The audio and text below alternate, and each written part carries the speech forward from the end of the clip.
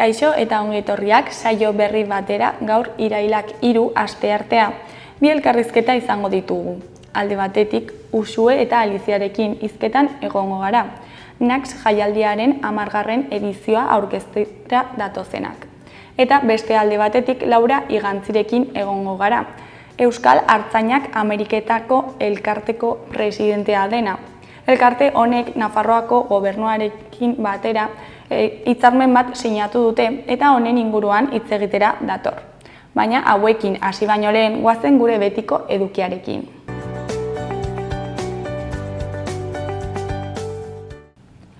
Goazen orain gaurko efemerideekin. Gaurko egun batean, 1920an 600.000 langileek ia lantegi guztiak okupatu zituzten Italiako Spezia eremuan. Urte batzuk geroago, 1929an, Winnipeg ontzia Txilera iritsi zen, Espainiar Errepublikako 2200 errefuxiatuekin.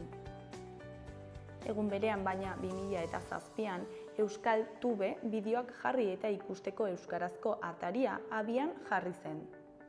Eta bukatzeko 2013an, Errekalehor auzoko 26. ataria okupatu zuten Gasteizko EHUren kampuseko zenbait ikaslek.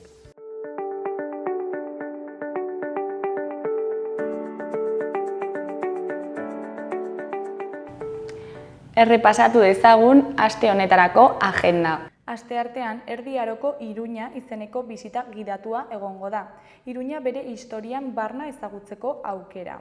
Topagunea udaletxe plazan izango da goizeko 11etan. Iruñeko jatorriari buruz hitz eginen dugu, baskoien herrisketatik hasita Erdi Aroko burguen jaiotzara heldu arte. Hirigintzaren, gizarte eta ekonomia erakundeen inguruan arituko gara, hiriko alde zaharreko kaleetan murgilduz. Ostegunean, Iruñeko jauregiak argien mendea izeneko bisita gidatua egongo da. Iruña bere historian barna ekimenaren eskutik. Topagunea udaletxe plaza izango da arratsaldeko 5etan. 18. mendea Iruñeko urrezko mendea da. Garai hartan etxe handi nagusiak eraiki baitziren. Hau da, jauregiak edo jauretxeak eta hirigintza berritu eta ura hirira iritsi zen. Horra hor, ongizatiaren gaineko ikuskera ilustratua gure hirira aplikatua. Familia nobleak izanen ditugu mintzagai, bai eta uraren inguruko proiektuak eta hiriaren konfigurazioa ere. Gaur egun ikusten dugunaren zati handi bat baita.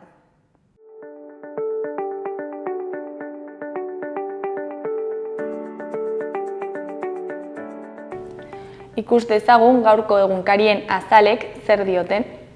Notiziasen titular nagusian, Ogasuna estatuarekin negoziatzen ari da gastu eta egonkortasun arauak malgutzeko. Arasti sailburuak ministerioarekin batera 2025erako aurrekontu ahalmenak handitzeko neurriak aurreratu ditu. Gobernuak zerbitzu publikoak indartzen jarraituko duela esan du Altzorrizek. Gobernuko bazkideek gastu muga negoziatzen dute. Argazki nagusian, Aimar Orozek prentsaurrekoa eman zuen bere berritzeari buruz hitz egiteko. Honen hitzetan, bizitza osoa daramat osasunan eta harronago. Aimar Orozek kontratua 2029ra arte luzatzea ospatu du eta klubak hurrengoak Areso eta Iker Muñoz izatea nahi du. Erdiko berrian, industriari buruzko foru legeak urtebetera laburtu ditu proiektu estrategikorako izapideak. Eskuineko berrietan, alde batetik Pradalesek HTA Nafarroarekin hobeto lotzeko eskatu du. Beste alde batetik, 18 urteko espetxe zigorra onartu du Ermitagainan bikotekidea hiltzeagatik. Jarraian, Juanjo Oroz, Kern Farmako kirol zuzendaria denaren hitzetan, hodei batean gaude, ez dugu mugarik jartzen. Gainera, Iruñak pilota zentro tematiko bat proiektatuko du Aralar kalean. Ondoren, Artzapezpikutzak apaiz bati aurpegiratzen dio Kaskanteko sermoi xenofoboa. Bukatzeko, Maribi Esparzak Entzierroko San Ferminaren zaindariak Iruñeko zapia jasoko du. Diario de Navarraren titular nagusian, Nafarroak burokrazia murriztea proposatu du, inbertsio industrialak erakartzeko. Tramitazio enpresa eskainiko du, proiektu estrategikoen figura berriaren arabera. Argazki nagusian, Nupeko Arrosadiako kanpusa biziz bete izan zen atzo ere, ikasleentzat egin zen ongietorri egunarekin. Titularrean, unibertsitateak prest daude. Nupeko eta Nafarroako unibertsitateko ikasleak klasera itzuli dira. 22.500 dira guztira, eta horietatik 4.700 inguruk debuta egin zuten. Eskuineko berrian, lasaitasuna Nafarroako Volkswagenen, Alemanian itxierak egon daitezkeen arren. Goiko berrietan, 18 kartzela urte bikotekide ohia hiltzeagatik Iruñean. Agur Jose de Asteria kronikariari. Azkenik, Aimarren hitzetan, oso pozik nago etxean jarraitzeagatik. Gara egunkariaren titular nagusian, Pradales eta Ortuzar EH Bilduren jarduera parlamentarioaren aurka. Lehendakariak gaitzetsi du koalizio independistan ez direla hitzak eta ekintzak uztartzen osasunaren arloan, eta maiatzetik ganberan aurkeztutako ekimenen volumena puztuz egin duela. Argazki bateko jolastokia dugu. Titularrean berritasun eta ezegonkortasun testuinguruan abiatu da ikasturtea Lapurdin, Nafarroa Beheran eta Zuberoan. Iparraldeko 3 herrialdeei dagokienez, testuinguru politiko ezegonkorra izan da sartzea baldintzatu duen elementuetariko bat. Dimisioa eman berri duen hezkuntza ministroak gidatu du sartzea. Hainbat erreforma bidean dira, zenbait neurri 2025 arte atzeratu dituzte. Ezkerreko berrietan alde batetik labek enpleguaren kalitatea eta soldatak hobetzearen alde egin du. Beste alde batetik Macronek baudet ekuaziora batu du eta espekulazioak hazi egin dira. Beheko berrietan, ezkerrekoan Netanyahuk ez du eten, kaleetan presioa egon arren. Eskuinekoan, bigarren domina Jopisentzat, oraingoan brontzezkoa. Inigo Jopiz zorioneko dago. Igerilari donostiarrak bigarren domina eskuratu zuen atzo Parisko Paralimpiar jokoetan, oraingoan brontzezkoa. Berriaren argazki nagusian, ikasleak Baionako Oiana ikastolan atzo. Titularrean, hasi da ikasturtea lehen 55.000 ikasleentzat. Iparraldean 34 ikastolatan eta 110 eskola publikoetatik 160 izanen dute euskaraz ikasteko aukera. Beheko argazkian, grebalariak errepidea ixten atzo Tel Aviven. Greba orokorra Israelen Netanyahuren kontra. Goiko berrian, Osakidetzako eragile batzuen arabera, egiturazko arazoak daude udako murrizketen atzean. Eskuineko berrietan, batean, bihartik igandera arte egingo dute animazio jaialdia Deban. Bestean, favoritoak aurretik Kontxako banderan. Ezkerreko berrietan, alde batetik, politika herrigintzatik udako serioaren lehenengo atala dugu. Beste alde batetik, Beñat Sarasolaren liburu aurrerapena dugu, Coca-Cola bat zurekin. Euskal Herri Irratiaren titular nagusian, Oiana Barriosen hitzetan, Oinutzen kaleko lokalean 25 gazteri ematen diete jatekoa eta lo egiteko tokia. SOS Arrazakeria, Paris 365 eta Elkarri Laguntza elkarteek administrazioari eskatu diote ez dezala alor soziala baliabidez ustu eta eskaini diezaiela herritar guztiei gutxieneko otorduak egiteko aukera eta lo egiteko baliabide duina. Ez gaitezela itzuli joan den neguko egoerara. 150 lagun baino gehiago ziren iaz kalean. Adierazi du Oiana Barrios Paris 365eko kideak. Eskuineko berrian, Iruñeko historia 10 emakumeren bizipenetatik kontatua. Kalean eginen den antzezlan batek garai bateko Iruñean bizi ziren 10 emakume izanen ditu protagonista. Memoria estenikoa izenarekin emakume haien bizipenak, sentimenduak, pairatutako errepresioak eta islarazitakoak kontatuko dituzte 3 aktoreek. Alde zaharrean barna eginen dute ikuskizuna euskaraz gaur eta bihar.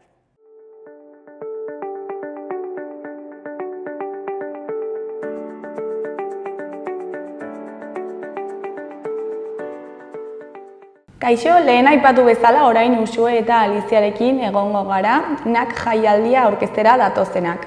Kaixo, neskak, zer moduz? Kaixo.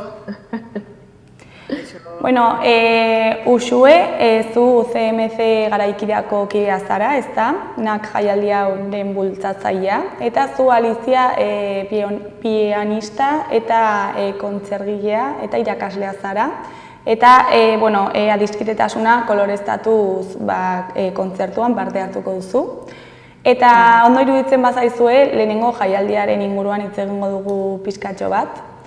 Noiz jaio zen jaialdi hau, ze helburuekin? NAK jaialdia duela 10 urte sortu zen, berez aurten ospatzen dugu 10. edizioa, eta bada jaialdi bat sustatzen duena garaikideak taldea, gaur egun talde honetan gaude 4 konpositore eta 12 interprete gara. Eta, sustatzen ditugun helburuetako batzuk badira musika garaikidea Nafarroan sustatzea eta aldi berean gogoeta eta entzute espazioak sortzea. Eta nola erabaki zenuten horrelako jaialdi bat sortzea? Ikusten genuen gabezia bat hezkuntza mailan eta baita aretoetan ere musika garaikidea ez zegoela edo bazegoen gabezia bat eta orduan sustatu nahi genuen. Orduan interpreteek egiten duguna da konpositoreekin hitz egiten dugu eta haien obrak sustatu nahian interpretatzen ditugu haien obrak. Eta NAK izena nondik dator edo zein da bere esanahia? NAK bada alde batetik Nafarroatik, Nafarroaitzatik eta garaikideak taldeatik dator. Bitzen lotura bat bezala da, ez? Hori da, bai. Eta, nola izan da urte hauetako ibilbidea, jaialdiaren ibilbidea? Beti mantendu dugu koherentzia eta kohesio antzekoa, baina esan daiteke urteetan zehar helburu batzuk indartu egin direla, ez? Adibidez, obra berrien estreinaldiak indartu egin dira, eta aurten hain zuzen izango ditugu jaialdian 22 erabateko estreinaldiak izango diren obra musikalak, eta beste gauza bat indartu dena bada NAK didaktikoa hain zuzen. Kontzertu didaktikoekin lortu dugu aurten hezkuntza maila guztietara iristea. Hasi gara aurten ere musika eskoletatik eta kontserbatorioko ikasleek ere parte hartuko dute. Orduan iritsi gara hezkuntza maila guztietara, lortu dugu aurten. Eta zer ez da aldatu? Zer esan zenuten, hau ezin dugu, bai ala bai ezin da aldatu?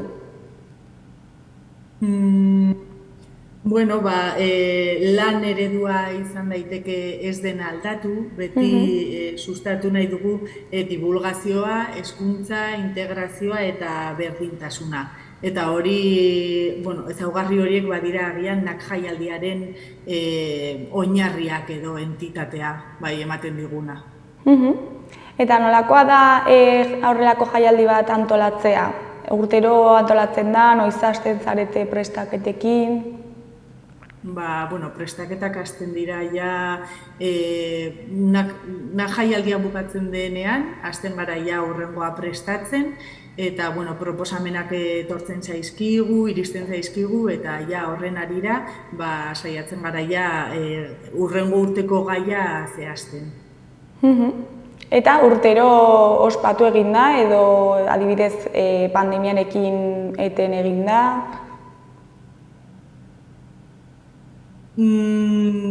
Urtero ospatu egin da, bai. Iruñan ospatu da eta iraila guztietan ospatzen da Iruñan, hori da. 10 urte daramagu ja. Eta zer izaten da antolakuntzaren gauzarik zailena eta zein politena? Zailena bada agian dana koordinatzea, ez? Lanketa handia daramalako, eta politena nik uste dut badela, gero emaitzak ikusiak hori da politena, eta batez ere gure artean sortzen den sinergia hori eta lankidetza hori nik uste dut hori badela politena eramaten dugula, eta gero jarraitzen dugu harremana izaten, eta hori polita da artistentzat. Eta zuek bultzatzen duzue jaialdi hau, baina norbaitekin egoten zarete elkarlanean, hau aurrera eraman ahal izateko? Hezkuntza mailan, Joseba Torre irakasleak, konposizio irakasleak asko lagundu gaitu, eta berarekin, berari esker egin izan ditugu kontzertu didaktikoak, ez? Berak lantzen ditu bere ikasleekin obra desberdinak, erabateko estreinaldiak izango direnak, eta gero kontserbatorioko interpreteek, ikasleek ere, jotzen dituzte haien obrak. Eta lan handia egiten du Joseba kontserbatorioan hain zuzen. Eta zer erlazio dauka adiskidetasunak jaialdiarekin? Urte hauetan zehar, lankidetzan egon garen talde guztiekin eta harremanak sustatu eta oinarri zorrotza egin dugu, eta arrez geroztik aurten omenaldia egin nahi diegu 10 urte hauetan zehar gure ondoan egon diren pertsona guztiei. Horregatik izendatu diogu NAK jaialdi edizio honi adiskidetasuna, eta omenaldi bat egin nahi diogu bertan egon diren guztiei, sostengua ematen. Eta normalean zer nolako harrera izan du jaialdiak? Zer motatako jendea gerturatzen da, familiak, gazteak? Hasiera batean egia da ez dela musika ohikoa, baina urteen poderioz jendea gerturatzen hasi da geroz eta gehiago, badago entzuleen artean entzule finko batzuk urtero gerturatzen direnak, eta are gehiago esan dudan bezala, NAK didaktikotik indartu dugunez helburu hori, ikasleak ere geroz eta gehiago hurbiltzen dira kontzertu hauetara. Eta aurtengo edizioa konkretuki noiz ospatuko da eta non egingo dira kontzertuak? Irailean izango da, Iruñan ospatuko da urtero bezala, eta aurtengo edizioa ospatuko da irailaren 3-tik 14ra. Eta zein da daukagun programazioa, ze artista gerturatuko dira? Antolatu ditugu 5 kontzertu potente, horietako 3 ospatuko dira Baluarten eta beste 2 Kondestable Jauregian. Eta, lehendabiziko kontzertua Kuarist laukotearen eskutik izango da. Bada saxofoi laukote bat Nafarroakoa, Iruñekoa hain zuzen, eta haiek joko dituzte Alberto Posadas konpositorearen obra batzuk. Beste kontzertu batean, omenaldia egina izan diogu Joseba Torreri, eta joko dira Josebaren 3 obra. Interpreteak izango dira Roberto Casado, Iñigo Mikeleitz eta Ainhoa Quintana. Gero ere izango dugu Silbo Berri txistu elkartea, Omikron 21 ere egonen da, badela 2 emakumeren taldea, eta haiek, erabateko estreinaldiak izango diren 7 obra joko dituzte, eta horien artean 5 badira emakumeen obrak. Orduan sustatu nahi dituzte emakumeen sorrera berriko musika lanak, ez? Eta hori da hien helburua. Eta azkeneko kontzertua ospatuko dela irailaren 14an, Garaikideak taldeak, bai interprete eta konpositore, kontatzen dugu Belen Otxotorenaren aktore eta antzerkigilearen laguntzarekin, eta berarekin adiskidetasunaren inguruan sortu dugu kontzertu bat. Egongo dira erabateko estreinaldiak izango diren 5 obra, eta hitz egingo da adiskidetasunaren inguruko balore desberdinen inguruan. Pena merezi du bertara gerturatzea. Hori kontzertuen inguruan, eta gero Aliziak kontatuko digu NAK didaktikoen inguruan, bere kontzertuaren inguruan, ze kontatzen digun. Kaixo, Alizia. Kaixo, egunon. Zu adiskidetasuna kolorestatzen kontzertuan parte hartuko duzu, ez da? Hori da, bai.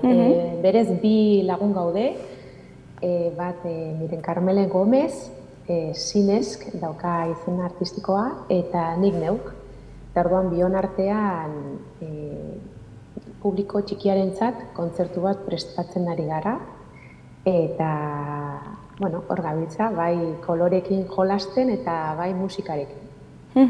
Eta aurretik parte hartu izan duzu honetan? Bai, lehenengo aldiz 2018 urtean izan zen, Etxarriko koralarekin kontzertu zoragarri batean, egia esan da niretzat atxor bat izan zen, eta piano jole bat behar zuten, eta hor egon ginen, baita ere Dorota abeslariarekin, eta batean hortik agertu zen aukera 2019 urtean baita ere piano jole bakarlari bezala jotzeko, eta hor Karmelerekin lehenengo kontzertu egin genuen, baita ere sinestesiaren inguruan, bai. Eta zergatik animatu zinen horrelako jaialdi batean parte hartzera? Orain normala dirudi, 10 urte eta gero, baina ez da oso ohikoa izaten horrelako jaialdi puntero bat Iruñean, gure Iruñean izatea. Ni banentorren, ni beti kontatzen diet nakeko garaikideko kidei, ni urte askoz Berlinen egon ez bizitzen, ikasten eta lanean, eta hor bai ematen dira horrelako jaialdiak. Eta nire zein izan zen niretzat sorpresa Iruñera itzuli, eta jaialdi, musika garaikidea, baina zer da. Eta hor bildu nintzen, eta iruditu zitzaidan, baina zoragarri, alde batetik lan egiten da gaur egungo, usuek esan den bezala, obra asko estreinatzen dira, eta bestetik elkarle egiten dute etxeko jendearekin, baita ere jartzen dute nire ustez hor lehenengo hilaran instrumento tradizionalak, txistua bezala, eta nila zoratuta nintzen aldi horretan, eta gainera gero parte hartze aukera izatea, guretzat izan da zoragarri. Eta artista moduan, zer suposatzen du zuretzako horrelako jaialdi batean parte hartzeak? Gaur egungo nazioarteko eta nazioarte mundu horretan ikustea zer jarraitzen duen, zer dagoen modan edo zer ematen den orain, musika garaikide bezala, eta gero aukera izatea artista oso onak ezagutzea aukera izan dut. Orduan niretzat hau, eta gainera etxetik mugitu gabe, niretzat primerako aukera jaialdi honetan parte hartzea eta baita ere ikusle moduan hor egotea. Eta adiskidetasuna koloreztatzen obra espreski jaialdi honetarako prestatu duzu edo duzue? Berez, kontzertuaren izena da.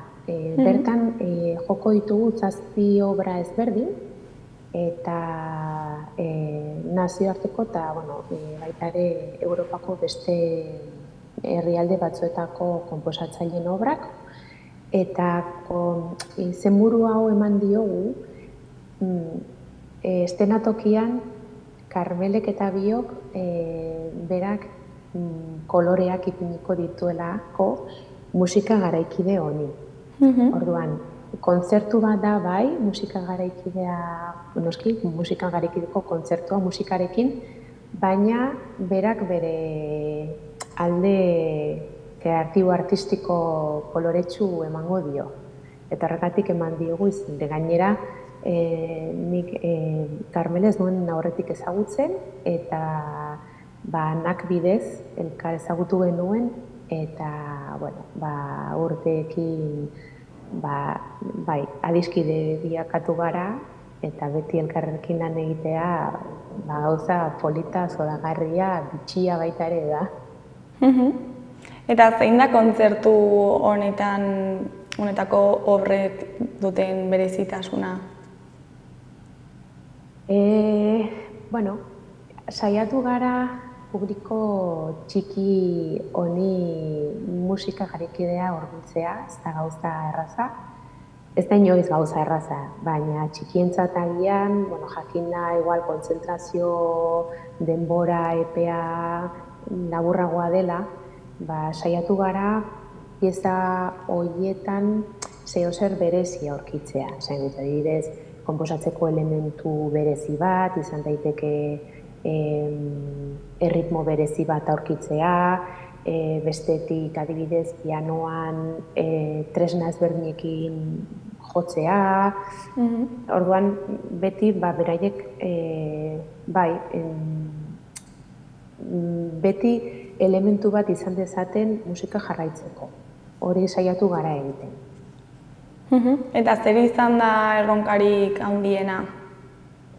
Hori esan bezala, ikustea ea gai garen bere atentzioa ez, kontzertu osoan zehar erakartzea, hori da. Eta karo, bestalde baita ere, usuek esaten zuen bizala, ez azkenean kontzertu didaktiko bat da, eta ea gai garen baita ere amaieran beraiek uler dezaten apurtxo bat nondik nora dijoan musika hau, ez? Eta, baten batek, maite pizkatxo bat gehiago maite behar baldin badu, guretzat ja, lortu dugu, ez? Eta badago mezu konkreturen bat helarazi nahi duzuena? Ez, guretzat, balde batetik, beste ikuspegi batetik musika garaikidea ezagutu dezaten, hori da lehenengo eta garrantzitsuena, eta bestetik baita ere sinestesia ezagutu dezaten. Zergatik sinestesia, nire lagunak, idea Karmelek, bera kondizio sinestesikoa dauka. Hau da, bera musika entzuten duenean koloreak ikusten ditu, koloreak eta formak. Eta orduan, guretzat garrantzitsua da, beraiek gutxienez, naiz eta agian bera dinagatik benetan ez dena ulertu, ikus dezaten hor leiho ireki batzuk daudela, eta zeinek daki agian publiko artean baita ere aur sinestesikoak ditugu eta beraiek ez dakite, eta gutxienez bideo hori badagoela jakin dezaten. Eta baita ere, musika garaikidearekin esan bezala ezagutu dezaten eta bai beraiek, bai bere gurasoek ikus dezaten musika berezia dela, baina musika klasikoa bezala. Gaur egungo hizkuntza dela eta baita ere ezagutu behar dela. Eta noiz eta non izango dugu aukera hau ikusteko? Ostiralean, eta gonbidatuta zaude baita ere. Mila esker. Talde guztia. Ostiralean, irailak 6, arratsaldeko 6etan, Zibikanen. Kontzertu polita berezia, eta ja horrekin hor egon gara lan jotake, eta joan den udazkenetik lanean, eta ea lortzen dugun gauza polita egitea.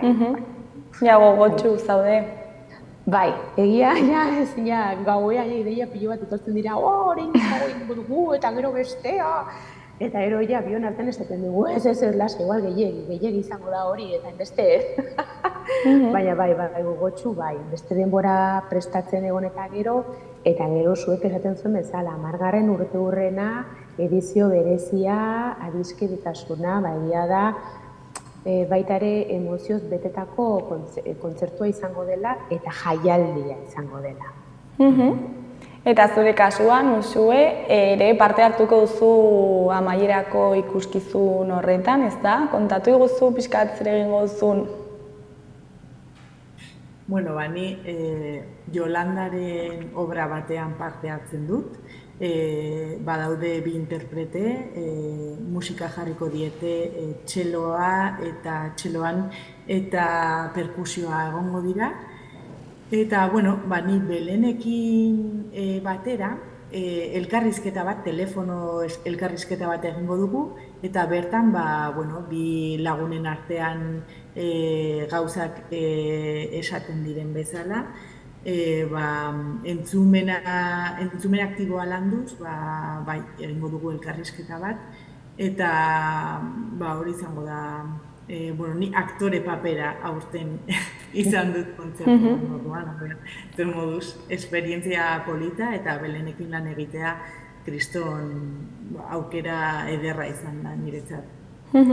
Eta horretik horrelako zerbait egina zenuen edo lehenengo aldia da? Ez bada lehenengo aldia, bai. Beraz, urduri egongo zara? Ez, lasai. Hori esan da, bai. Gustora sentitzen naiz, eszenatokian. Ikusiko dugu, ea nola ateratzen den. Eta, neskak ja bukatzeko azkeneko galdera, zer da espero duzuena jaialdi honetaz?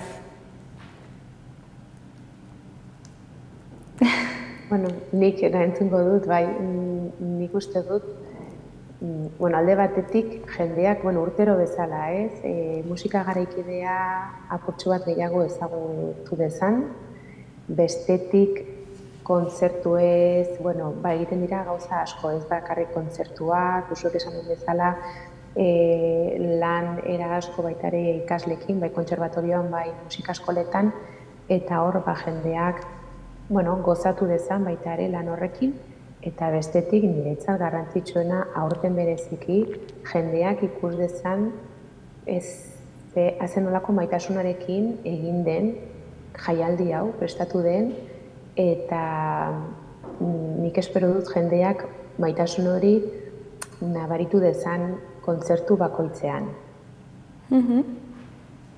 Neskak, zerbait gehiago komentatu nahi duzue, zerbait ahaztu zaigu? Nire ustez primeran. Bai, dena ukitu dugu. Bai. Dena gainera. Mila esker guretzat ratutxo bat ateratzeagatik, eta ea zer moduz joaten den jaialdia. Bale, mila esker, zuri ere, eta Txaloa telebistari ere, eskerrik asko. Agur bikote, eskerrik asko. Agur. Agur.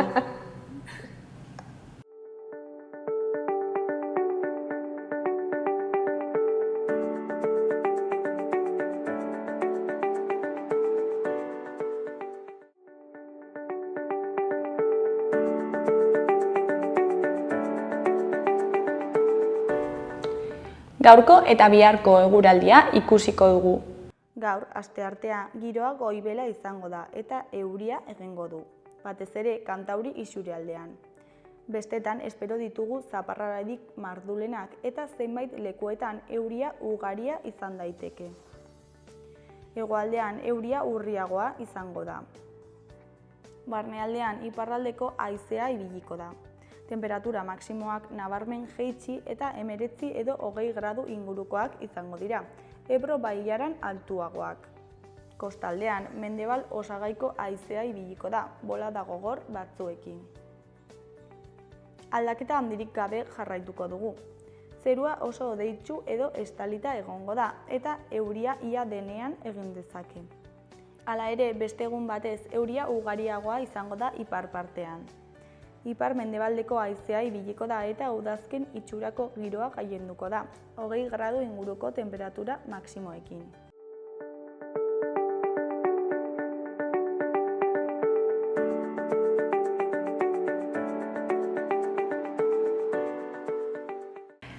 Kaixo, lehen aipatu bezala orain Laura Igantzirekin gaude, Euskal Artzainak Ameriketan elkarteko presidentea dena. Kaixo, zer moduz? Kaixo, agitzongi. Zu esan bezala elkarteko presidentea zara, ezta? Eta elkartearen inguruan hitz egiten hasiko gara. Zertan datza elkarte hau? Euskal Artzainak Ameriketan, Ameriketara joandako artzaiak eta seme-alabak osatzen dugu. Eta gure helburua da gure gurasoen artzai hauen bizipenak gizartaratzea eta jendeak konturatu dadin bere garaian ze erabaki latzak hartu zituzten eta ze suposatu zuen beraiei bere etxea utzi eta Ameriketara joan behar izatea. Eta noiz sortu zenuten?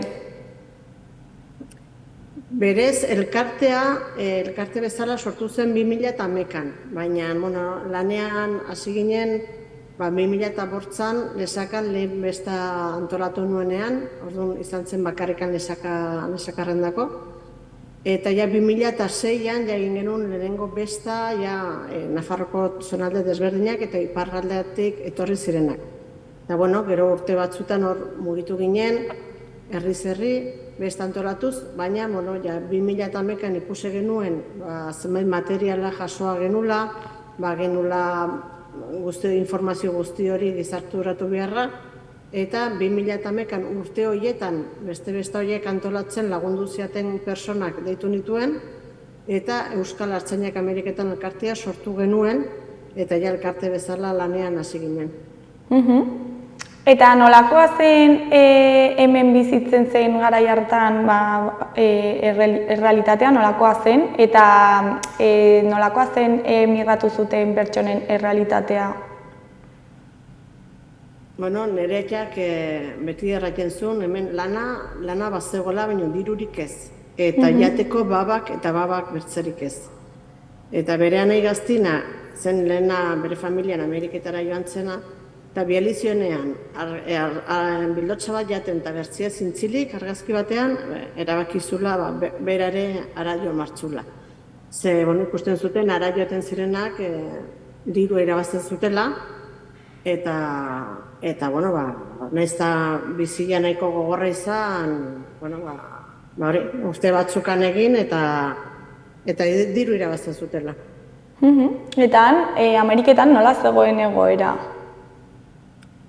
Han lana bazuten, artzai bezala, hasieran, gero letxerik ere sortuak ziren, eta, uste batzuz artzain egon, eta gero joaten altziren artzai bezala, lorezain bezala ere handiz joan ziren, eta, beraientzako, ahitzez aurreratuagoa, bertze soziedade bat, bizitzeko bertze modua, eta, bertze mundu bat, beraiek eraiten zuten bezala, bertze mundu bat zen ura beraien dako. Hemen Nafarroan 19 eta 20. mendean fenomeno oso zabaldua izan zen, baina ere beste lekuetan gertatu izana zen? Emigrazio Ameriketara? Izan zen dena era berean, eta batez ere joan zirenak izan ziren iparralde, Bizkaia, Nafarra eta Gipuzkoan gutxixigo. Baina, Nafarroan, iparraldean eta Bizkaian emigrazio handia izan zen, hemen kontrabando bertzerikan etzegolakoz. Eta 2 mende hauetan nolakoa izan, immigrazioaren bilakaera nolakoa izan zen? Ez dut ulertzen galdera? 2 mendeetan emigrazioa puntu berean eman zen edo pikoren bat egon zen, nola izan zen bilakaera? Emigrazio hau lehen joan zirenak izan zen 1850 urte inguruan, eta horiek joan ziren urrea bila. Eta kanpamentoak sortzen ziren, gosetea zegoen, eta orduan izan ziren holandesak eta euskaldunak, beraien hartaldeak sortzen hasi zirenak kanpamentu horiek aragizuak nitzeko. Eta gero mina hori bukatzen zenean, joamarra ziren beste nonbaitera. Orduan, hartalde horiek mugitu barra ziren, orduan, 1800 urte bukaeran, 1900 hasieran, hor ja ikusten da lehen dei efekto bat, eta batzuk jan tzintikan joan zirenak. Eta horiek egia da, itxasontziz joaten zirela, eta Nueva Yorkeko hilirlatik sartzen zirenez, horien dokumentazioa bada. Baina gero, hemen ja batez ere Franco garaian eta hasi zenean, hor ja emigrazioa edatu zen, eta zenbait herrietan baserri guztietatik, badago gazteluko batek erraiten zula, gaztelun bere garaian 20 baserri zeudela, eta urte berean Ameriketan 22 gazteluar zeudela. Edo Neratian kasuan, hiru anaiak, baserriko hiru anaiak joanak, ondoko baserrikoak 4, baserri guztietatik kasu zenbaitetan denak. Emakumeak hemen gelditzen ziren baserriak aurrera eramateko, eta gizaseme guztiak Ameriketara hartzain. Eta gero, onera bueltatzerakoan zer gertatzen zen?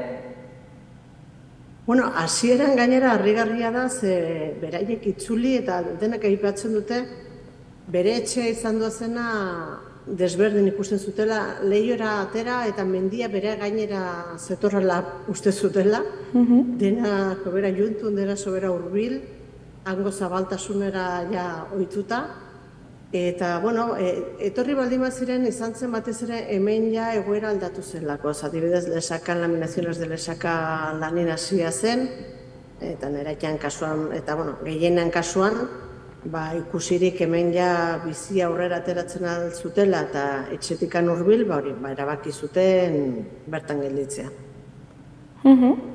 Eta nola egiten duzu elkartetik jendeari hau azaltzeko? Bueno, liburu desberdinak editatu ditugu, 2 museo baditugu, bat Elgorriagan eta Bertzia Orbaitzetan. Eta, bueno, bertan, adibidez, Elgorriagan Malerrekako artzainen datuak bilduak ditugu, testigantza desberdinak eta gero bisita guiatuak egiten ditugu. Eta Orbaitzetan kulturolan, goiko ganbaran, baitere da Aezkoatik Ameriketara joandako artzainen datuak. Eskolak ere etorri izan dira, eta elkarte desberdinak, jubilatuen elkarteak ere etorri izan dira museora, eta, bueno, aprobisten dugu guzti hau azaltzeko eta denak ikas dezaten. Eta museo horiek sortzeko eta bisita guiatuak, nondik lortzen duzu informazioa? Zuen familietako kideetatik edo beste leku batzuetatik, nola moldatzen zarete? Bai, bueno, hartu ditugu hainbeste elkarrizketa eta hartzaiekin hitz egiten dugu, eta gero adibidez, guretzat garrantzitsua da, Koldo San Sebastianekin dugun harremana ere, eta bere datuak, eta, bueno, handikan eta hemendikan saiatzen gara datuak biltzen, eta, bueno, badugu gure artxiboa ere, eta, bueno, informazioa daukagu bai. Eta artxibo hori zer da, zertan datza? Baditugu fitxak artzainan datuak bilduz, nongoak diren, saiatzen gara baitera adibidez beraien etxen izenak hartzen, nondik ez etxetatik joan ziren, gero galdetegi batzuk, zertzen beraien zatokerrena, zertzen hoberena, eta argazkiak baditugu, gero liburu desberdinak, eta, bueno, datu guzti horiek sinatu dugu artxiborekin konbenio bat, eta nahi dugu datu guzti horiek bertan gordetzea.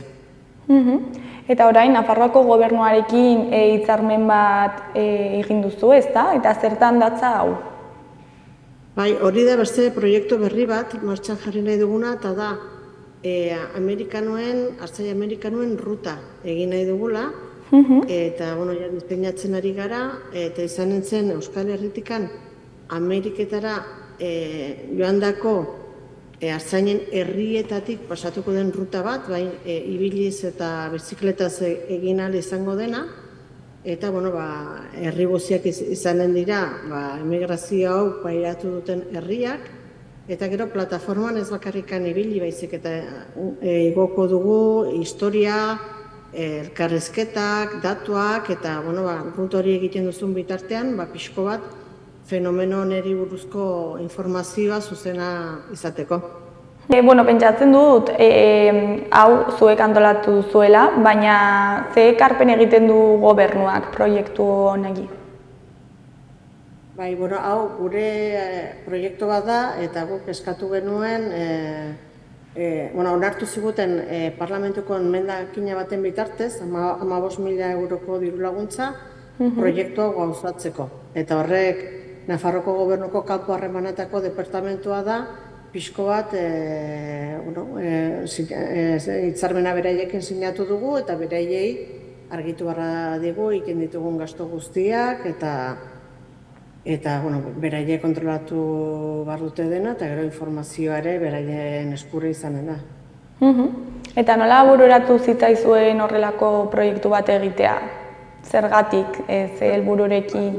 Nik argi nun, urtero egiten dugu gure besta, egiten dugu lan guzti hau, baina modu batean nahi nun nolabait ziurtatu emigrazioko informazio guztia hau, memoria hau nolabait gordetzea, ondorengoak ere denak jakiteko. Orduan, pentsatu nun politizan entzela, hasieran pentsatu nuen herri bakotxat simbolo bat jartzia, adierazteko herri horretatik Ameriketara emigrazio izan zela, eta gero eta zergatik ez lotu herri guzti hauek, ze argi dago emigrazio hau bai iparralde Nafarroa, Gipuzkoa gutxigo, baina Bizkaia lotzen zituela, eta holako ruta bat egin dugu herri guzti horiek lotuz eta erakutsiz emigrazio hau herri bezala ere zer erakutsi handia dula.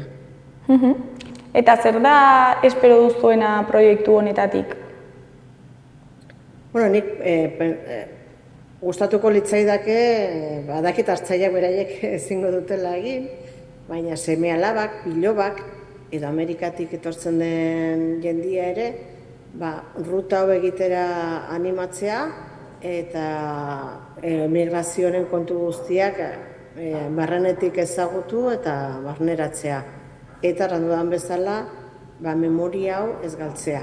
Adibidez, Doneiakoe bidean, denak egiten dute, denak badakite Santiagokin zer ikusia dula, orduan Euskal Herrian barna ibilbideak nahi duzunean, jakin, ze emigrazio izan zen hemen, ze urtetan, nortzuk egin zuten, eta emigrazio hau herri bezala ezagutzera eman zigutela estatu batuetan, orduan nik usteak izpolita dela hemen hori mantentzia eta erakustea.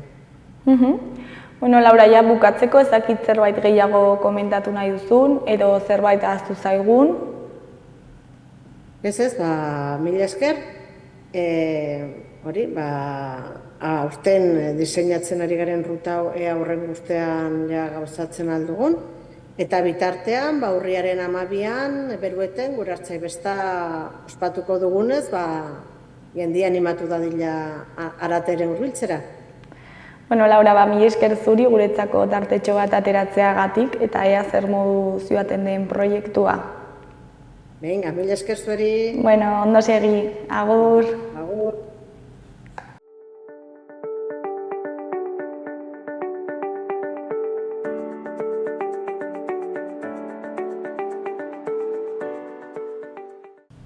Gaurkoz hau izan da dena, bihar itzuliko gara eduki eta elkarrizketa berriekin. Mila esker zuen atentzioagatik. Agur, bihar arte.